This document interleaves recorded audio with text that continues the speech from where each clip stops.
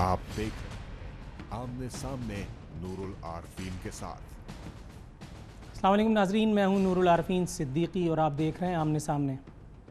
आज के प्रोग्राम में हम बात करने वाले हैं तब्दीली के सियासत के बारे में। तब्दीली का ये नारा जिसके बारे में तहरीक इंसाफ की जानिब से गाहे बगाहे हमवतनों को बताया जाता रहा कि तब्दीली इस वक्त पूरी कौम की ज़रूरत बन चुकी है। ये वो तब्दीली है जो ज़िंदगी के हर शोबे में आएगी, खा वो सियासत हो, खा वो सहाफ़त हो, खा वो खिदमत हो या कोई और तब्दीली, कोई और शोबा। लेकिन इतना अरसा गुजर जाने के बाद तहरीक इंसाफ अपने इस दावे, अपने इस वादे में किस हद तक हकीकत का रंग भर पाई, इसका जायज़ा लेंगे। ये भी सोचेंगे कि तब्दीली की सियासत की बातें करने वाले, तब्दीली के दावे करने वाले अगर वाकई अपने दावों में सही थे तो गाहे बगाहे तब्दीली के नारों के ऊपर ख़ुद ब खुद क्यों सवालिया निशान लगता चला जा रहा है। इस हवाले से फ़ेसबुक पे भी आजकल जो चीज़ें चल रही हैं, मैं उसका कुछ रेफरेंस भी अपने प्रोग्राम में शामिल करता चलूँ। ओरिया मकबूल जान साहब से मंसूब एक स्टेटमेंट है, स्टेटमेंट कह लें या what ever you call it. फरमाते हैं इमरान खान साहब ने जिस करप्ट अशराफिया के ख़िलाफ़ ऐलान बगावत किया था उन्हें अब अपनी पार्टी में बाकायदा शामिल कर लिया है। दूसरा, जैज़ और वारिद की तरह पीपल्स पार्टी और तहरीक इंसाफ भी अब एक जैसी, कोड मुख्तलिफ मगर नेटवर्क एक। इसी तरह मुल्क के मारूफ कॉलम निगार हैं रऊफ़ क्लासरा साहब, इनसे मंसूब करदा एक स्टेटमेंट है, मैं पढ़ रहा हूँ। तहरीक इंसाफ ने अपने नौजवान कारकुनों के साथ बड़ी ज़्यादती की है और वो ये है कि उन्होंने पढ़े लिखे और अच्छे घरानों के नौजवानों को करप्ट तरीन अशराफिया की वॉट एवर पर लगा दिया है, जो हर करप्ट और बदतरीन शख्स की भी तहरीक इंसाफ में शमूलियत पर उसकी तारीफ़ें करने से भी नहीं चूकते।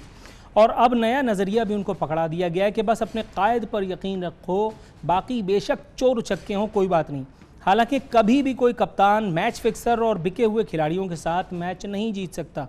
और अब मुझे ये कहने में कोई आर नहीं कि तहरीक इंसाफ, नून लीग और पीपल्स पार्टी जैसी ही पार्टी बन चुकी है। मुझे नहीं पता कि ये रऊफ़ क्लासरा साहब ने लिखा है, ये ओरिया मकबूल जान साहब ने ख़ुद पोस्ट किया है, या ये हारून रशीद साहब के ही बारे में जो मंसूब की जा रही बात ये उन्होंने ख़ुद लिखा है, लेकिन मैं सिर्फ तज़किरा कर रहा हूँ। हारून रशीद साहब से मंसूब बयान बताता है जिस तरह इमरान ने पीपल्स पार्टी के जो वॉट एवर अपना साथी बना लिया है, वो दिन दूर नहीं जब इमरान जरदारी को भी बतौर शरीक चेयरमैन तहरीक इंसाफ में शामिल कर लेंगे और कहेंगे अब जरदारी से मिलकर तब्दीली लाएंगे। इमरान खान ने अपनी हिमायत करने वालों को कतई मायूस किया है। हारून रशीद साहब, ये कुछ बातें हैं जो सोशल मीडिया पे आजकल बड़ी ज़ोर से चल रही हैं। इस हवाले से पाकिस्तान में हम मुख्तलिफ़ अखबारात के ज़रिए, जरायद का मुताला करके, मुख्तलिफ़ टेलीविज़न चैनल्स पर आए दिन ख़बरें भी आ रही हैं कि पीपल्स पार्टी से ज़्यादातर कायदीन ने खैरबाद कह करके और पाकिस्तान तहरीक इंसाफ में शमूलियत की है। तब्दीली की बातें क्या हुई, ये शमूलियत किस हद तक ज़रूरी थी, इसका पाकिस्तान के अवाम को कितना फ़ायदा होगा, इन सब बातों की हकीकत जानेंगे आज के प्रोग्राम में। सबसे पहले अपने पैनलिस्ट का तारुफ़ करा दूँ। मेरे साथ मौजूद होंगे पाकिस्तान तहरीक इंसाफ के रहनुमा खुर्रम शेर ज़मान साहब, किसी तारुफ़ के मोहताज नहीं। शौकत बसरा साहब पाकिस्तान पीपल्स पार्टी से हमें ज्वाइन करेंगे लाहौर में। मायज़ा हमीद साहिबा पाकिस्तान मुस्लिम लीग नवाज़ से उनका ताल्लुक़ है। इसके साथ ही मारूफ तज्ज़ियाकार सलीम बुखारी साहब भी हमारे साथ होंगे, लेकिन एक मुख्तसर से वक्फ़े के बाद।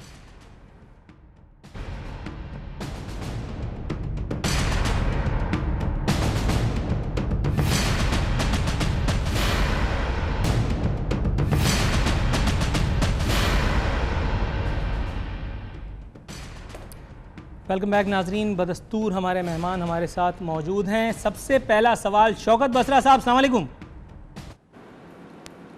वालेकुम सलाम नूरुल आरफीन। अच्छा सर, सलाम के बाद फिर मैं ताज़ियत भी करता चलूँ। पीपल्स पार्टी पंजाब में तो मेरा ख्याल है आप अकेले ही रह गए, मेरा ख्याल है बाकी तो सब चले गए पीटीआई में। बात यह है नूरुल आरफीन, ये शहीदों का काफ़िला है। पाकिस्तान पीपल्स पार्टी अरूज व ज़वाल की एक दास्तान है। इस वक्त 90% पाकिस्तान में जो लोग सियासत कर रहे हैं ना, वो पाकिस्तान पीपल्स पार्टी से ही होकर गुजरे हैं। लेकिन मैं आपको एक बात बताऊं, पाकिस्तान की सियासत का जो सबसे गंदा तरीन पहलू है, सबसे बदबूदार पहलू है, वो यही है कि वो जो मुफाद परस्त टोला है, जो दूध पीने वाले मजनू हैं, जो ज़मीर फरोश हैं, वो सिर्फ अपने मुफादात की खातर, ये सियासत जो कि इबादत है, सियासत जो खिदमत खलक का नाम है। और वो मुझे तो अब शेर एक याद आ रहा है कि मुझसे मेरे वतन की सियासत का हाल मत पूछो, गिरी हुई है तवाइफ तमाशबीनों में। एक नूरुल आरफीन मैं आपको अर्ज़ करूं, देखें मैं बतौर एक सियासी कारकुन खुश भी हूं, वो इसलिए कि पाकिस्तान पीपल्स पार्टी में गंद साफ हो रहा है। मुझे कुछ लोगों के जाने का दुख है, लेकिन ये जो डॉक्टर बाबर अवान, डॉक्टर फरदौस आशिक अवान, इन जैसे मुफाद परस्त जो हैं, जिन लोगों सर ने अब ये तो बात पहले करनी चाहिए थी ना जरदारी साहब से कि ये मफाद परस्त लोग हैं, इनको वेलकम ही ना कहें। अच्छा मैं अभी आपकी तरफ आता हूं, पहले मैं खुर्रम शेर जमान साहब की तरफ जाऊंगा, काफी देर से मेरे साथ आए हैं। सिर्फ एक मिनट प्लीज सर, मैंने इतना लंबा इंट्रो दिया, इतनी लंबी तकरीर की, अब उसका जवाब वाजिब है खुर्रम शेर जमान साहब जी। अपने भाई खुर्रम शहजाद के लिए एक बात कहनी है। खुर्रम शहजाद, अफसोस तो मुझे यह है कि आप नया पाकिस्तान बनाने निकले थे, मुझे लगता है नया पाकिस्तान तो शायद ना बने, नई पाकिस्तान पीपल्स पार्टी आप जरूर बना देंगे और हम इस बात पे खुश हैं कि आपको। अच्छा खुर्रम शेर जमान साहब सर, ये मुझे बताइए जल्दी से रिस्पॉन्ड कर दीजिएगा कि आप तहरीक इंसाफ पीटीआई पीपीटीआई क्यों बन गई है? नहीं देखिए, इस तरह की कोई बात नहीं। मैं आपको एक बात बड़ी क्लियर कर दूं कि 2013 के अंदर पाकिस्तान तहरीक इंसाफ ने 40% यूथ को टिकट दी थी और बहुत सारे बेशुमार ऐसे न्यू कमर्स है जिनको दी थी, जिसमें मैं भी शामिल था। मैंने भी 2013 के इलेक्शन से 2 महीने पहले सियासत के अंदर एंट्री की थी। अब देखें, बात यह है कि बहुत सारे लोग हैं, पाकिस्तान तहरीक इंसाफ कोई छोटी सियासी जमात नहीं है, ये एक बहुत बड़ी सियासी जमात है, कराची से शुरू होती है, कश्मीर तक जाती है। हमारे दरवाजे जो हैं वो बिल्कुल खुले हुए हैं, लेकिन जाहिर है कि अच्छे बुरे की तमीज़ हमें भी है कि किसको हमें लेना है, हमें किसको नहीं लेना है। किसी शख्स को पार्टी में ले लेना ये मतलब नहीं है कि उसको गारंटी दे दी गई है कि क्या वो आने वाली फ्यूचर गवर्नमेंट के अंदर हमारी पार्टी से मिनिस्टर बनेगा या उनको टिकट मिल जाएगी। इस किस्म की कोई इमरान खान साहब ने गारंटी किसी को नहीं दी। यहाँ तक कि हम जो सिटिंग MPs हैं, हमें भी कोई गारंटी नहीं है कि हमें टिकट मिलेगी नहीं मिलेगी। स्क्रूटिनी की जाएगी, देखा जाएगा कि जो फॉर्मर MPs थे उनकी क्या परफॉर्मेंस थी, या वो मिनिस्टर्स हों या आने वाले जो नए लोग हैं उनको हम किस तरीके से देख रहे हैं, उनको कहाँ एडजस्ट किया जा सकता है। सियासी जमातों में दरवाजे खुले हुए होते हैं, पाकिस्तान तहरीक इंसाफ के सामने आगे बहुत तो एतराज हो रहा है कि दरवाजे खुले रखना अलग बात है, लेकिन दरवाजों को सिरे से चौखट समेत गायब कर देना और हर खिड़की दरवाजे सुराख से अपने लोगों को दूसरी सियासी जमात से गुजर लेना, ये कहाँ का इंसाफ है? मैडम माइजा हमीद साहिबा, ये मुझे बताइएगा, आप काफ़ी खुश, काफ़ी मुतमईन नज़र आ रही हैं मुझे, ये मुझे बताइए, ये आधा डेंट तो पीपल्स पार्टी के ऊपर पड़ चुका और शौकत बसरा साहब ने एतराफ़ भी किया, आप किस हद तक मुतारिफ फरीकों की ये गुत्थम गुत्था होने से देख करके, और किस हद तक आप इत्मीनान में, किस हद तक तशफ़ी क़ल्ब का आपके सामान हो रहा है? बिस्मिल्लाहिर्रहमानिर्रहीम। ये बसरा साहब की बिल्कुल सही बात है कि पाकिस्तान तहरीक इंसाफ जो है वो एक पार्टी का जो नज़रिया था उसमें ये कहा गया था, जो इनका मैनिफेस्टो है अगर आप देखें, या इनकी जो एक टैग लाइन थी, एक ब्रांड था, वो ये था कि ये यूथ को आगे लेके आएंगे, यंग लोगों को, फ्रेश फेसेस को चांस देंगे कि ये वो इलेक्शन लड़ें और वो पाकिस्तान में कोई नई पॉलिसी लाए, कोई नई टेक्नोलॉजी लाएँ, कोई नए आइडियाज़ लाएँ। ये इनका एक लुबे लबाब था इनकी पॉलिटिकल पार्टी का, जब इन्होंने मनारे पाकिस्तान पे जलसा किया था। फ्रॉम देयर ऑनवर्ड्स जो रियलाइजेशन हमें नज़र आ रही है वो ये आ रही है कि जो भी लोग जिनके ऊपर, जिस तरह बसरा साहब ने कहा कि करप्शन के चार्जेस थे और उनको किसी पार्टी ने एक्सेप्ट नहीं किया, वो आज जो है वो PTI की तरफ मुँह कर रही है। और इमरान खान साहब जो ये कहते थे कि मेरी पूरी जो फ्रंट रो है वो यंग लोगों के कैंडिडेट के साथ खड़ी होगी, आप ऑब्जर्व कर रहे हैं, आज भी प्रेस कॉन्फ्रेंस कोई निकाल के देख ले, आज की देख ले, कल की देख ले, आपको सारी फ्रंट रो में वो लोग नज़र आएंगे जो PTI में अभी 2 महीने भी नहीं हुए ज्वाइन किया, और जो इनका नज़रियाती जो वर्कर था या वोटर था, जिस तरह मैं भी एक पॉलिटिकल वर्कर हूँ, बसरा साहब भी पॉलिटिकल वर्कर है, उनको बिल्कुल पीछे कर दिया गया है, बिल्कुल जो है कॉर्नर कर दिया गया है। ये इनका ख्याल है। खुर्रम शेर जमान साहब को आपके इस स्टेटमेंट पर एतराज है, उनकी हंसी ने ये बात बता दी है। अब मैं जाऊंगा सलीम बुखारी साहब की तरफ। सलीम बुखारी साहब अस्सलाम वालेकुम। वो अपना एतराज मैडम सलीम बुखारी साहब, एतराज जो है सलीम बुखारी साहब अस्सलाम वालेकुम, रजिस्टर कराएं, लेकिन मैं पहले बात कर लूं। बात यह है कि पीपल्स पार्टी PMLN यहाँ पे 30 साल से एक पॉलिटिकल पार्टी है, नई पार्टीज हैं, और ये जो नई पार्टीज में इन्होंने जो धोखा दिया यूथ को, स्पेशली पाकिस्तान के यूथ को, कि हम उनको जो है फ्रंट नेशनल असेंबली में, प्रोविंशियल असेंबलीज में लाएंगे, वो इन्होंने एक इमरान खान साहब का एक और यू टर्न सामने। मैडम एक सेकंड जरा तवक्कुफ फरमाइएगा, सलीम बुखारी साहब को मैं लाइन पे ले रहा हूँ। ये इलेक्टिवल्स की सियासत हो रही है। मैडम सिर्फ एक सेकंड, मैडम सिर्फ एक सेकंड का तवक्कुफ फरमा लीजिए। सलीम बुखारी साहब, मैडम ये पूरा प्रोग्राम अभी बाकी पड़ा है, आप बेफिक्र रहिए, आपको दिल भर के बात करने का मौका मिलेगा। सिर्फ एक सेकंड जरा तवक्कुफ फरमाइए। सलीम बुखारी साहब अस्सलाम वालेकुम। सर कैसे मिजाज, खैरियत से हैं? जी मैं खैरियत से हूँ, बिल्कुल आप बताइए। अच्छा सर, ये मुझे बताइए, ये हम यहाँ महफिल सजाए बैठे हैं, तहरीक इंसाफ पे क्रिटिसाइज कर रहे हैं, शौकत बसरा साहब से लुत्फानंदोज हो रहे हैं, शौकत बसरा साहब और पीपल्स पार्टी पे जो डेंट पड़ा है उसके ऊपर हम लोग हाहाकार मचाए हुए हैं। लेकिन ये मुझे बताइए, इमरान खान साहब ने जिस दिन पहली मरतबा शाह महमूद कुरैशी साहब और जहांगीर तरीन साहब को पार्टी में लिया था, आपके ख्याल में उसी दिन ये वाज़ेह नहीं हो गया था कि आगे चल करके तहरीक इंसाफ किस तरह की सियासी जमात, किस तरह की कौमी जमात बनने जा रही है और किस तरह की तब्दीली वो लेकर के आएगी पाकिस्तान की सियासत में? तो अब हम लोग क्यों एतराज़ कर रहे हैं? देखिए, मैं आपको वापस ले चलूंगा 30 अक्टूबर 2011 के जलसे की तरफ, जब पहली दफा ये पैगाम लोगों को पहुंचा था कि एक ऐसी पार्टी आ रही है जिसके पास अपना इंडिजिनस क्राउड है, जिसके फॉलोअर्स उसके अपने इंडिजिनस हैं। उसके बाद से जब ये जावेद हाशमीज एंड कुरैशीज एंड वगैरह वगैरह आना शुरू हुए तो लोगों के कान खड़े हुए, लोगों ने इतराज भी किया, लेकिन फिर कुछ गैप आ गया। मगर अब जिस तरह की वहां पर शमूलियतें हो रही हैं, जिस नस्ल का फसली बटेरा आपको मिलेगा वो हमा रहा है तहरीक इंसाफ में, मुझे इस पर बहुत हैरत है। इसलिए कि जो इमरान खान साहब के पास पहले अपना क्राउड है, वो उनमें से हर एक में कैपेसिटी है कि वो मेंबर ऑफ पार्लियामेंट भी बने, वो पार्टी को आगे भी लेके जाए। उन्हें क्यों जरूरत पेश आ रही है इन सो कॉल्ड इलेक्टेबल्स की, जो अपनी पार्टी में होते हुए इलेक्शन नहीं जीत सके, वो किसी दूसरी पार्टी में शामिल होकर इलेक्शन क्या जीतेंगे?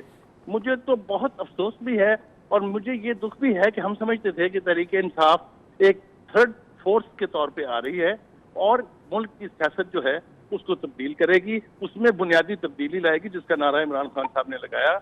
लेकिन अब हम देखिए 32 आदमी तो सिर्फ पीपल्स पार्टी से गए हैं तहरीक इंसाफ में। तो मुझे ये बताइए, जो मेरे भाई ने कहा खुर्रम ने कि नहीं जनाब हमने कोई वादा नहीं किया है, मुझे बताइए जब हाशमी साहब आए थे तो क्या वाइस चेयरमैन नहीं बने थे? जब महमूद कुरैशी साहब आए तो क्या वाइस चेयरमैन नहीं है? तो हर एक को कोई ना कोई गारंटी दिए बगैर कोई अपनी पार्टी छोड़ के किसी की पार्टी में नहीं आता है। वो अब ये माने या ना माने वो अलग बात है, लेकिन हर एक के साथ कोई ना कोई अंडरस्टैंडिंग है। टिकट्स तो उन सबको मिलेंगे ही ना। और अच्छा सलीम बुखारी साहब, सर मुझे ये बता दीजिएगा कि ऐसे पुराने चावलों की पीटीआई में इंक्लूजन, आपके ख्याल में फिरदौस आशिक आवान 3 सियासी जमातें खैर से वो तब्दील कर चुकी हैं, इसके अलावा नज़र मोहम्मद गोंदल साहब वो भी पाकिस्तान पीपल्स पार्टी से आए हैं, इसके अलावा और एक पूरी लिस्ट है, मैं अपने प्रोग्राम में इसको रिवील करूंगा। 32 आदमी फर्दन अगर हम इसके ऊपर भी जाएं तो मेरे ख्याल है सीरीज और प्रोग्राम हमें करना पड़ेगा। आपके ख्याल में ये अचानक ये जो तब्दीली की लहर ने मुतासरीन को अचानक ज़रूरतमंदों को घेर लिया है, ये अचानक कहाँ से तब्दीली की लहर पैदा हो गई, या ये वाकई ज़रूरत ईजाद की माँ है और पाकिस्तानी जो हैं वो ऐसा कोई मौका हाथ से जाने नहीं देते? ये आपके ख्याल में मामला क्या है? मेरे ख्याल से शेख रशीद की शक्ल में जिस किस्म के एडवाइजर इमरान खान साहब को मैसर हैं, उन्हें मशवरा है कि आप ऐसे लोगों को फौरन और जल्दी जल्दी शामिल कर लीजिए जो अपने इलाकों में जीत सकते हैं। ये वो तासुर है जिसकी वजह से ये कहा जाता है कि इमरान खान साहब अब वज़ीर आज़म बनने की जल्दी में हैं और उन्हें अपने गिर्द वो लोग चाहिए जो अपने अपने हलकों से अपनी अपनी पार्टी की टिकट निकालें, और खासतौर से फोकस पंजाब पर है। इसलिए कि पंजाब से अगर सीटें नहीं लेंगे आप तो आप हुकूमत कभी नहीं बना सकते और डेंट कभी नहीं डाल सकते PMLN को। तो पंजाब पर फोकस करके वो जिसको समझते हैं कि ये अपना इलेक्शन जीत जाएगा, उसको तेज रफ्तारी से अपनी पार्टी में शामिल कर रहे हैं। और जैसा कि बसरा साहब ने कहा, मुझे उनसे इत्तेफाक तो है, लेकिन बुनियादी तौर पे मेरा आर्गूमेंट ये है कि बोरोड किए हुए लोग जो हैं वो ना इनकलाब ला सकते हैं ना तब्दीली ला। अगर सर बात करने के लिए, बहस करने के लिए मान भी लिया जाए कि इनकलाब ये लोग, ये सियासी पुराने चावल ले भी आएंगे, तो वो इनकलाब किस शक्ल का होगा, कितना बेहुदा होगा, कितना लूला लंगड़ा होगा, जरा इस पर भी तबसरा फरमा दीजिए। नूरुल आरिफीन, आप बहुत बड़ी बात बहुत मुख्तरम कह रहे हैं, मैं थोड़ी सी इसकी वजाहत कर दूंगा, लेकिन मैं मुकम्मल तौर पर आपसे इत्तेफाक करता हूँ। मैं आपको ईमानदारी से ये कहता हूँ कि इनकलाब लाएंगे ऐसे लोग जो आपके साथ बैठे हुए खर्रुम साहब, जिन्होंने इसी पार्टी से आगाज किया, इसी पार्टी में उनकी ग्रोथ हुई है। ये बोरोड हैंड्स जो हैं कि ना इनकलाब ला सकते हैं ना कभी हुकूमत में इनको लेके आएंगे, इसके बारे में मुझे कोई इल्यूजन नहीं है। ठीक है सलीम बुखारी साहब, thank you so very much. अच्छा खुर्रम शेर जमान साहब, सर मुझे ये फरमा दीजिएगा, मुख्तसरन सिर्फ 1 मिनट है, फिर उसके बाद मैंने ब्रेक लेनी है। सलीम बुखारी साहब की राय से किस हद तक इत्तेफाक या अदम इत्तेफाक? ये देखिए, असल में बात यह है कि कोई भी सियासी जमात जब इस अरूज के ऊपर पहुंच जाती है तो जाहिर है कि उसके दरवाजे खुलते हैं, लोग आते हैं उनके पास। हो सकता है कि शौकत बसरा साहब भी कल हमारी पार्टी के अंदर आ जाए और इन्हीं की पार्टी से कोई बैठा हुआ अल्फाज इस्तेमाल करे जो जो कि आज बाबर अवान साहब के लिए इस्तेमाल कर रहे हैं। देखिए असल में शौकत बात ये बसरा है, साहब ये खुली ऑफर है आपके लिए। पाकिस्तान का जो पॉलिटिकल मैं एक बात सिनेरियो है, बताऊं, उस आप इस बात का सिनेरियो के पहले अंदर जवाब ले आपको लें। पंजाब के अंदर खुरम भाई, या पूरे पाकिस्तान भाई, के कोई आपको फरिश्ते तो मिलेंगे नहीं ना, ये बात तो खुरम भाई, guaranteed इस है। बात का लेकिन जवाब देखिए, ले ले सलीम यार, बुखारी प्लीज। साहब और शौकत बसरा साहब और मेरी बहन माइजा हमीद, मैं आपको एक बात बता दूं कि देखिए नजरिया जो होता है वो लीडर का नजरिया होता है। खुर्रम शेर जमान क्या चाहता है, क्या करना चाहता है, उससे कोई फर्क नहीं पड़ता। खुर्रम शेर जमान ने फॉलो करना है इमरान खान को कि इमरान खान का क्या नजरिया नया पाकिस्तान का। खुर्रम शेर जमान ने ये नहीं देखना है कि उसकी अपनी क्या सोच है। देखिए लीडरशिप को फॉलो किया जाता है पूरी दुनिया के अंदर। खुर्रम साहब यहाँ इसी आर्गुमेंट पे मैंने ब्रेक लेना, ब्रेक के बाद वापस आऊंगा, इसी सवाल कंटिन्यू करेंगे।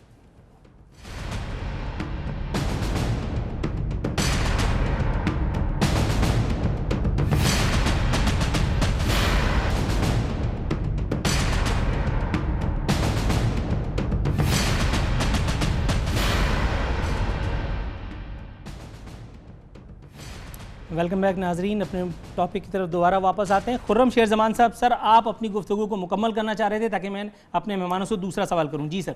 देखिए मैं ये फरमा रहा था कि जो पॉलिसीज़ होती हैं वो लीडरशिप की होती है, नज़रिया जो होता है वो लीडरशिप का है। इमरान खान की जो नज़रिया था वो आपको KPK के अंदर नज़र आया क्या? KPK के अंदर हमने चेंजेस नहीं ला के दिखाए? KPK के अंदर आपको नया पाकिस्तान नहीं नज़र आया? हेल्थ का निज़ाम कहें, चाहे वो तालीम का निज़ाम कहें, चाहे पुलिस के अंदर रिफॉर्म्स देखें, ऐसी बेशुमार चीज़ें हैं जो हमने पाकिस्तान तहरीक इंसाफ ने KPK के अंदर करके दिखाई हैं। इसी सेगमेंट में अगले दो सवाल मेरे लगातार उसी नए पाकिस्तान पर है। तहरीक इंसाफ के अंदर अगर कोई शख्स आता है तो इसका मतलब ये नहीं है कि वो तहरीक इंसाफ के अंदर वो अपनी हुकूमत करने बैठा हुआ है। तहरीक इंसाफ के निज़ाम को, तहरीक इंसाफ के नजरिए को, उसकी लीडरशिप के जो हुक्म है उसको फॉलो करना जरूरी है। फॉलो करना पड़ेगा तब उसे जाके काम करने दिया जाएगा। शौकत बसरा साहब, एक कॉमन सेंस की बात, अगर मैं कोई पॉलिटिकल हेड हूं और मैं अपनी सियासी जमात में, मिसाल कह रहा हूं, मैं किसी जेब कतरे को शामिल कर लूं और मैं ये यकीन कर लूं कि किसी जलसे में वो लोगों की या कायदीन की जेब नहीं काटेगा, ये मुमकिन है? चोर चोरी होता है, जहां भी जाएगा चोरी करेगा। आपकी बात 100% दुरुस्त है। और वो कहते हैं ना, a man is known by the company which he keeps. और दूसरी बात, नूरुल आरिफीन, वो मुझे अभी कह रहे थे शेर जमान शौकत बसरा भी हमारी पार्टी में आ सकता है। यार मैं सियासत छोड़ सकता हूं, पार्टी नहीं छोड़ सकता। सर ये बात नहीं कीजिएगा, कितने लोगों ने ये दावे किए बड़े बड़े, सुनिए, और उसके बाद फिर वो नूरुल शमूलियत आरिफीन, इख्तियार पहले करते मेरी नजर बात आए। सुन ले।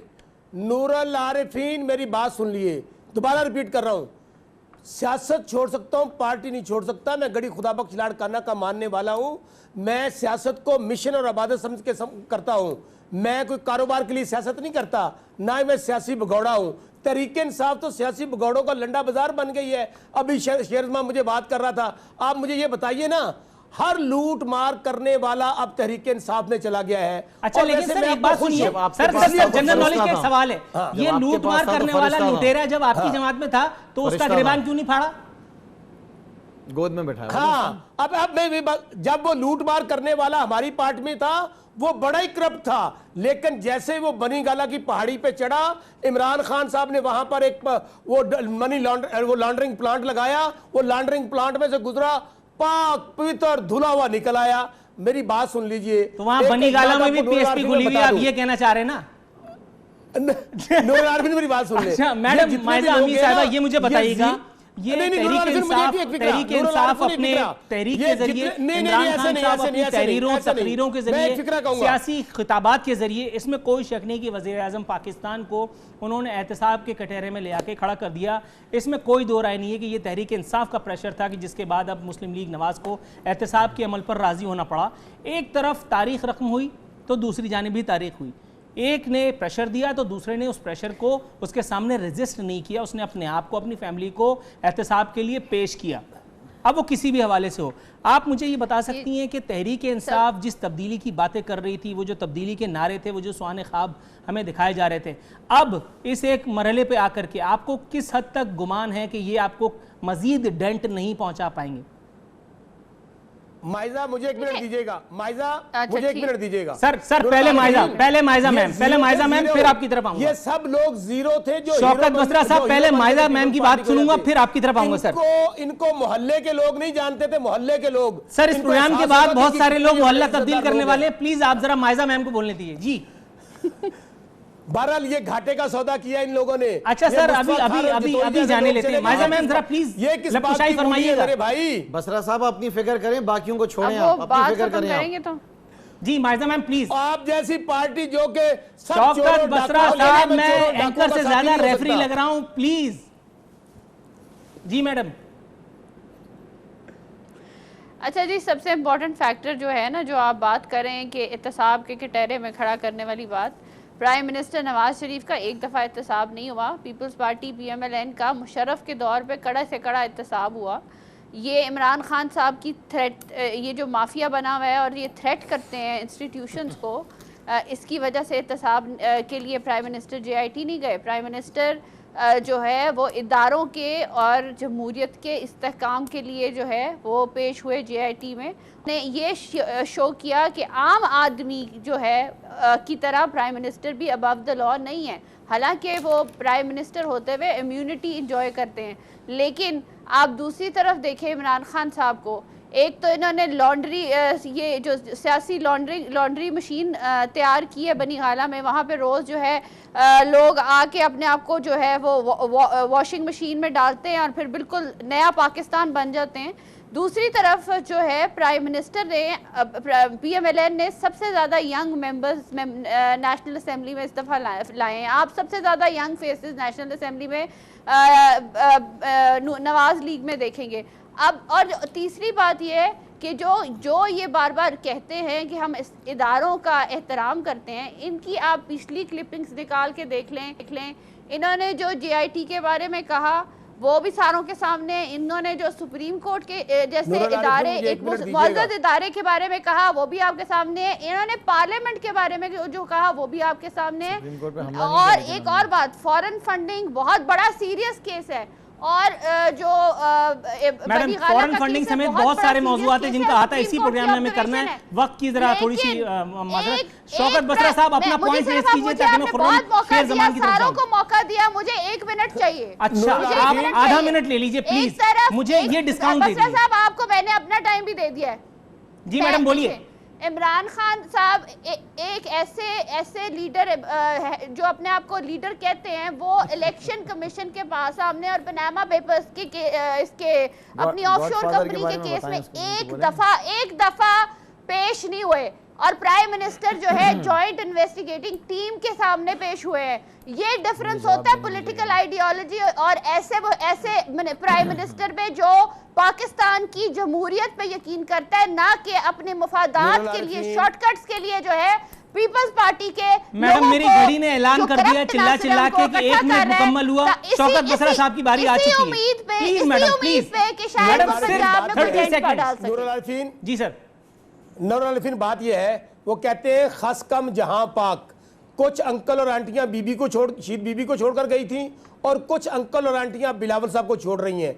लेकिन मैं आपको बात बताऊं, जो भी पीपल्स पार्टी को छोड़कर गया वो माजी का तारीख का हिस्सा बन गया है। आज मुझे बताएं कहाँ है गुलाम मुस्तफा खर, कहाँ है गुलाम मुस्तफा जतोई?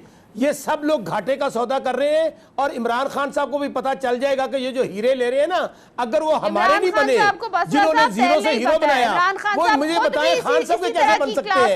ये देखिए पाकिस्तान के अंदर 90% लोग आज वो लोग हैं नवाज शरीफ के साथ जो मुशर्रफ के साथ थे, और रातों रात लोग रुबाई के साथ होते हैं। ये प्रोग्राम तो कहीं और ही निकल जाएगा इन इल्जामात के साथ। अच्छा आप खुर्रम शेर जमान साहब बड़ा सब्र करके बैठे हैं। मुझे एक बात बता दें सर, आप उनसे जवाब लेना बनता है। खान साहब ये कहते थे, नहीं देखिए खान साहब ये कहते थे तो नहीं, खान साहब ये कहते थे ये जितने लोग हमने लिए हैं इस कमिटमेंट पर लिए हैं, हम आपको टिकट देंगे। 1 मिनट उनको भी बनता है ना सर, प्लीज। वहां पे गए खुर्रम शेर जमान साहब खुद नजर नहीं आते सामने पार्टी में। आप मैडम देखिए, हम कैमरा उनको दिखा रहा है, लोग लाइव उनको देख रहे हैं, लेकिन सुन नहीं पा रहे हैं। आप बोलने को क्या बनेगा? जिस तरीके से माइजा खुर्रम भाई आप बताइए, जो सब लोग नए आ गए, अब आप लोगों का क्या बनेगा? अब आप लोगों का क्या बनेगा? कालिया मैडम आप यकीन करें कि आपकी चांदमारी के सामने ये कुछ रेजिस्ट नहीं कर सकते, ये तो हैंड्स अप नहीं कर सकते, इतनी दूर बैठे। आप 1 मिनट तो दें उनको बोलने के लिए। माइजा हमीद ने जिस तरीके से फरमाया कि नवाज शरीफ साहब जो हैं वो कोर्ट में गए और उन्होंने अपना बयान दिया, देखिए ये बात याद रखें कि पाकिस्तान तहरीक इंसाफ ये वाहिद सियासी, क्या बनेगा यार? सर थोड़ा सा ख्याल करें, जब बात करते हैं तो बीच में नहीं बात की जाती है। शौकत साहब मुनासिब लफ्ज़ में इस्तेमाल कर रहा हूं, थोड़ा सा सब्र करें, इंतजार करें। प्लीज लेट हिम रिस्पॉन्ड, थोड़ा सा please let him respond sir. थोड़ी सी आप लोगों का क्या बनेगा यार? थोड़े से कवायद सीखें सर, थोड़ा सा एहतराम करें, ख्याल करें। जो मम्मी डैडी जितने थे बेचारे रुल गए सारे के सारे। Sir please let him respond. जी सर, खुर्रम साहब कंटिन्यू कीजिए। अच्छा देखिए, माइजा अमीर साहब फरमा रही थी कि ये इमरान नवाज शरीफ साहब जो है वो गए कोर्ट में पेश हुए। ये कोर्ट में पेश नहीं हुए, ये पाकिस्तान तहरीक इंसाफ वाहिद सियासी जमात थी जो इनको घसीट कर लेकर आई है। आसिफ अली जरदारी ने तो पूरी कोशिश की कि नवाज शरीफ को बचाए, पूरी जान लगाई है जरदारी ने, पूरी जान लगाई मौलाना फजल रहमान ने, लेकिन ये तहरीक इंसाफ थी जो घसीट कर लेकर आई है वजीर आजम को एहतसाब के लिए। रही बातें शौकत बसरा साहब की कि कौन अच्छा है कौन बुरा है, शौकत साहब आप ये ना समझें कि तहरीक इंसाफ की हल्की जमात है, वक्त आएगा और तुम्हें पता चल जाएगा। और मैं आपको एक और बात बताऊं, शौकत साहब सिंध के अंदर भी हालात बहुत खराब है, सूबे सिंध के अंदर भी आपके बहुत सारे लोग छोड़ के आपको जा रहे हैं।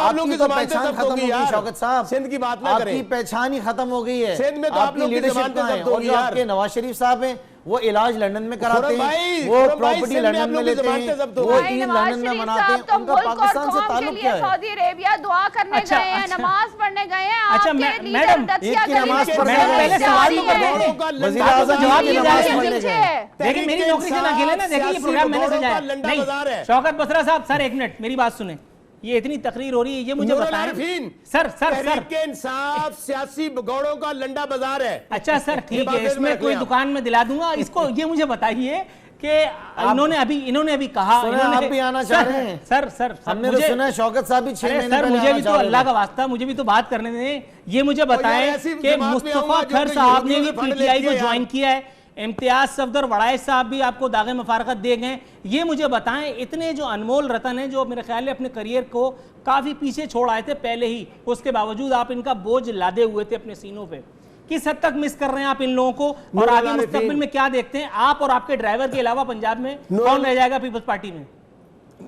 नूरुल आरिफीन जो हमारा नहीं बना ना, वो किसी का नहीं बन सकता। पहली बात तो ये बात ज़हन में रखना, पार्टियों में लोग आते जाते रहते हैं, पीपल्स पार्टी एक समंदर है, बहुत सारे लोग आए गए। शहीद बीबी ने सिर्फ 18 सीटें जीती थी, उसके बाद भी हमने कम बैक किया। इंशाल्लाह बिलावल साहब की क़यादत में हम नया पाकिस्तान बनाएंगे। ये जो नया पाकिस्तान बनाने वाले थे, इन्होंने तो सारे डाकू चोर लुटेरे पहले कम थे क्या? मुझे बता दें, PTI का नया बंदा इनके साथ हो, तमाम के तमाम सियासी भगौड़े और फसली बटेरे हैं इनके साथ जो आके बैठ गए हैं। इसलिए तहरीक इंसाफ जो है ना, अब वैसे भी मेरा ख्याल ये कहता है कि खान साहब का चैप्टर भी क्लोज होने वाला है। अच्छा। गैर मुल्की फंडिंग जो है वो भी खान साहब के गले का, ये मेरा बात ध्यान में रखिएगा, जो पीर फकीर गैर मुल्की फंडिंग केस है। सुनिए सुनो अच्छा सर बात सुनिए, एक बात